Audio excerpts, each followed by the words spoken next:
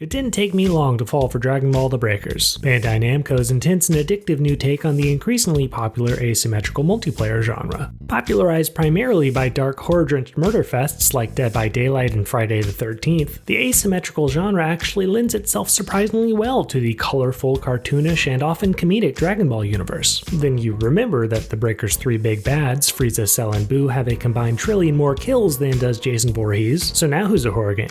Bitch. The Breakers begins with a mercifully skippable, cutscene-riddled prologue in which everyone's favorite purple-haired time traveler Trunks faces an unexplained epidemic of space-time bending temporal seams. After designing your hilarious avatar, Trunks explains that you've been sucked into one of these seams and should join him on his floating time base until he can figure out just how to send you back to wherever it is you belong. Along the way, the prologue introduces the game's major mechanics, of which there are many, though never dives into enough detail to prevent your first playthrough from being anything other than a chaotic clusterfuck. Before we unpack the Breakers gameplay, just note that the story ends here. There's no more narrative or new lore added to the DBZ mythos, and each character stranded aboard Trunks' time base only has a few lines of decently voice-acted dialogue. So we'll go ahead and leave these micrometrics unscored and move on to why you're really here.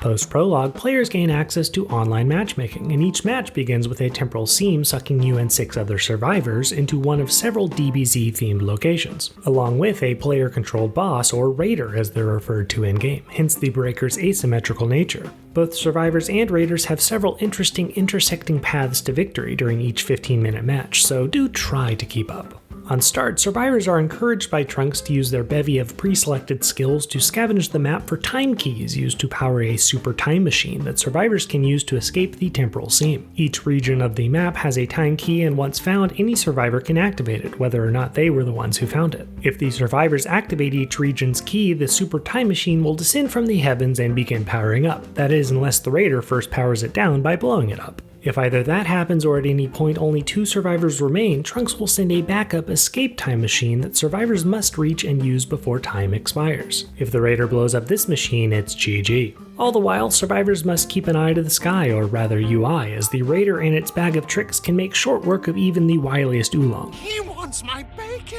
Knocking out a survivor grants the raider power, enough of which will trigger a transformation and allow the raider to destroy a region of the map, thereby shrinking this cat and mouse playing field. If survivors fail to revive their fallen friends before time expires, or if after being revived a survivor is killed again, they are gone for good. Of course, why go through all this tiptoeing trouble as a survivor when it's just so much more fun to kill the raider outright? You see, in addition to time machines, Daddy Trunks peddles in the business of human souls. That is to say, transpheres, which you can unlock with in-game currency that will grant survivors the strength of DBZ fan favorites for a short while, though hopefully long enough for you to reduce the raider's health to 0, after which it's GG survivors.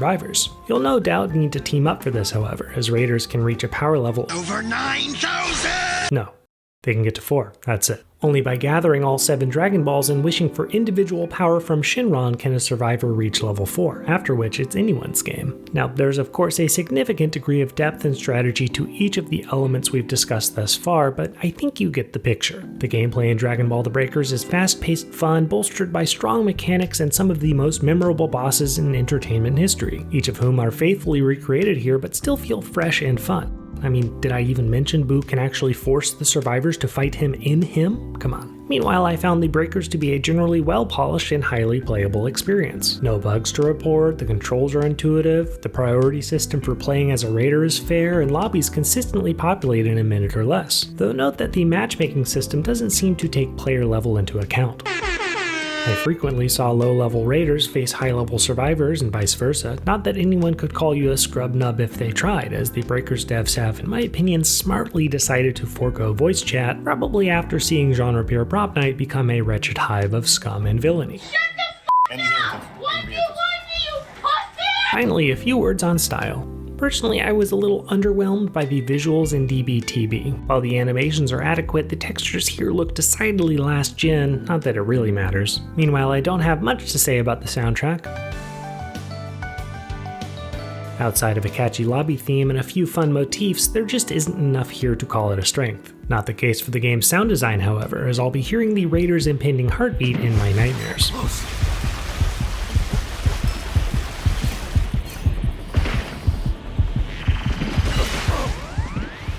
So, in the end and after averaging up our micrometrics, Dragon Ball: The Breakers earns a great aggregate mega score of 3.63 out of 5 and is arguably my favorite multiplayer game of the year to date. Until next time, this is Scope, and thanks for watching.